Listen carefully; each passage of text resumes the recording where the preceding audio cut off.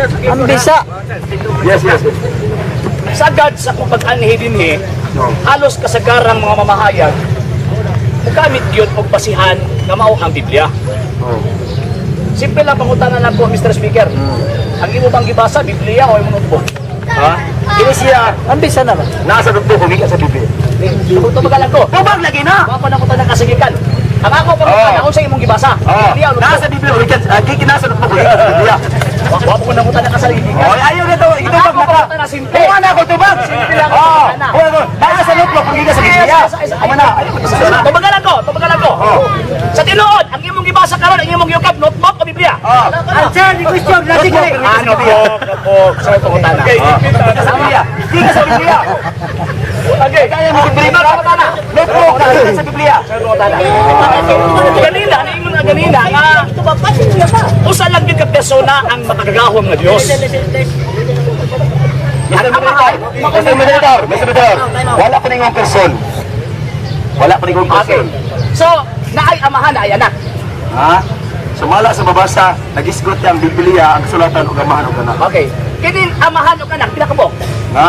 Amahan o anak, o imo ng panundas sa Biblia, na usara na siya. Pagkala ko. Ha? Amahan og anak pinakabok. Usara na sa matod Di ka malumuihap de? usara sa Biblia. Ay isa. Tanong mo tani. Amahan og anak pinakabok. Usara na sa Biblia sa mga mabasa. Ka malumuihap de tong iyo. Ayaw dahil ba? Sarap ang tala. Sarap ang tala. Wa ko na mong gusto mo. Gipaihap ta lang ka, nagpasabot lang na ang ako pangutana di mo kayang tumagon. So simple lang pangutana ko. Lain pangutana. Kaya na tumagon, pero wala mo daw. Lain pangutana. Ingon ka si Jesus mao ang amahan kay niingon si Kristo nga ang amahan ani anak ko. Sakto. Ha? O sumala sa mabasa. Sakto. So nihata ang konklusyon nga ang amahan og si Kristo mao ra siya. O, mo na sa mabasa. Kung mo ingon ko sa imo nga kanang imong panyo naa sa imong kamot panyo ko ka. Di na ko dawato na. Kaya di ba niyo ulit? Yes, moderator. Mo na bantayan na. Ang tawag ano masakpan ako yung argumento. Balik ko na ko. Mr. Rene. Simple lang pangutana ko. Di gamit kong analohiya aron masabtan nimo akong punto. Kaya kung mo ingon ko nga ang antipara nako na sa kong kamot, ani aka nako ako antipara po ko? Like man, ayaw na yung mag-isang. Ani kitagaan ta kay example lagi kita masabtan ko nimo ba? Niingon ka, nihatag ang konklusyon nga ang amahan na ang Kristo, si Kristo na ang amahan. Masumala mabasa. Sige mo ano konklusyon? One just ka, one just. One ka dito ko sa Isa. Ako ano sama, ang amahan ni ako. Dili ko sa ang amahan ako na as amahan ang anak ko. Simple lang ang anak ko. Kinsa may naano mo ron, ang yawa o ang amahan? Ha? Ang amahan nga mga sa Padriyawi. Naa sa imo. So amahan ko ka. Ha? Ayaw nang yawi. Mao ko na si Kristo ang anak. Naunsa man itong video. Sarap ang anak. Anak na anak. Sarap ang sa espiritu. Ayaw sa Naipit ka na.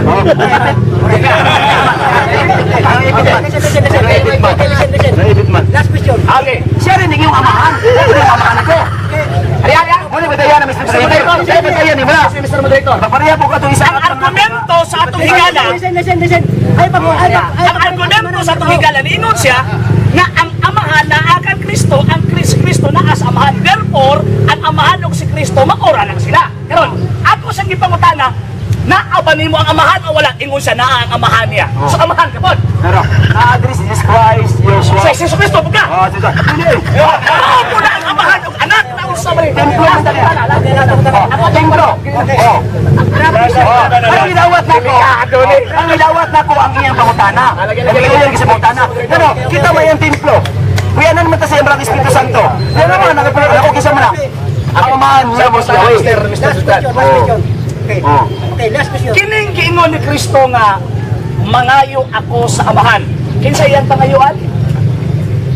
Kada siya, ang iyang ipangayuan ang iyang amahan. Amahan. Nangayo ba sa kay naa o kay wa? Nangayo siya kay Nawa, pero siya rin ang ipangayuan. Nangayo kay wa? Unsang sita sa Biblia? Kapitulong bersikulo nga nangayo sa bisag wa. Sitas. Ayaw kay wala. Simple lang. Nangayo kay wala. ikaw na igo sa imong pangutana. Nangayo gyud sa kilala. Paminaw sa. Ayaw gusto mo nga. Wala. Question. Ako yung simplify ako. Ayaw ka na May ingon. Okay, minute of time. Please, minute of time. Listen. Both side listen. Mr. Questioner, please repeat and simplify your question. Ari manggod, nito ba nga itong higala, ingon siya nga, o yun siya nga si Kristo nangayo sa amahan.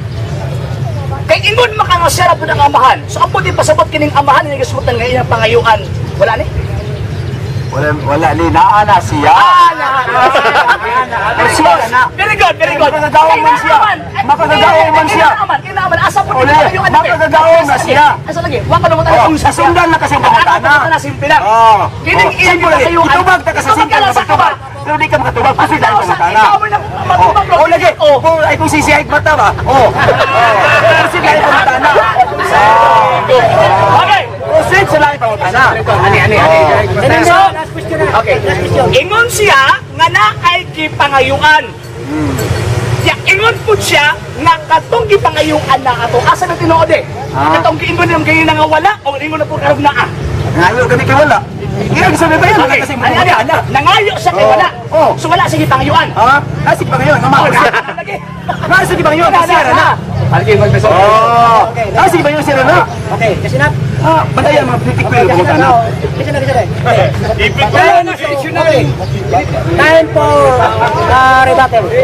Rebuttal the answer of your question from the respondent. Okay, listen for 1 minute. Mga higala mga igsoon, ang atong higala nga kuno nagpaila nga iya daw kuno sa Dios.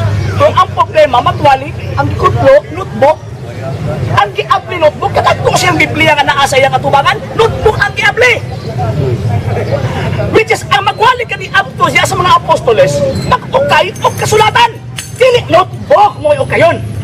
Ingon niya, naaman na sa Biblia, dili question kinaas Biblia, ang purpose ani, ang pag-ukab sa kasulatan. Karon, akong gipangutana ang amahan ug ang anak. Grammatically speaking, kung nagtuon ta sa insaktong lagda sa pamaagi sa pagbasa sa mga letra, kung naka-eskwela ta kabaluta nga naay amahan na ako'y anak. Tanawa ra imong gibasa, mangayo ako sa amahan, ang amahan ani anak ko.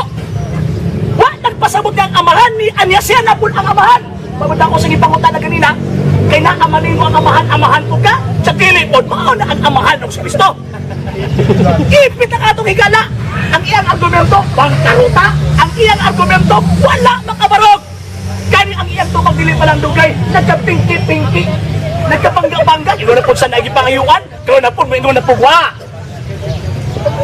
Kalo gingus ko mangayo ako sa amahan. Kinsay iyang gipangayuan, ang amahan.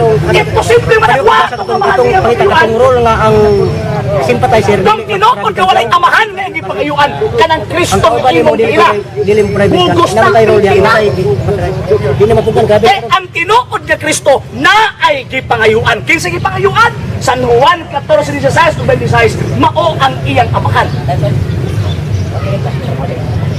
Now, umana mga igsoon atong napaminawan ang rebuttal nga gihimo sa atong questionnaire. Atong paminawon usab ang reaksyon yatan gikan sa atong respondent. 1 minute. Mga kababayan ko, ako lang iklaro, para kung tinood, no?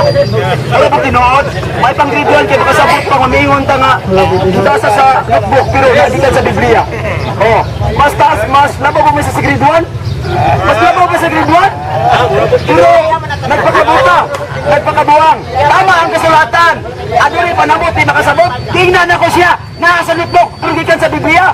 Huwag ba rin ko nagamit ang chapter sa Biblia? Muna, adunay panabot di makasabot katumanan ning tuhanan ni.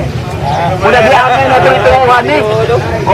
Di na ito ang ituhuan ni. Klaro kayo, sabay na ngayon nga wala. Kaya nga pagayuan naman, akong tubag, siya na. Di siya mo dawat, patuhuan ko niya. Di pangutan na naman siya.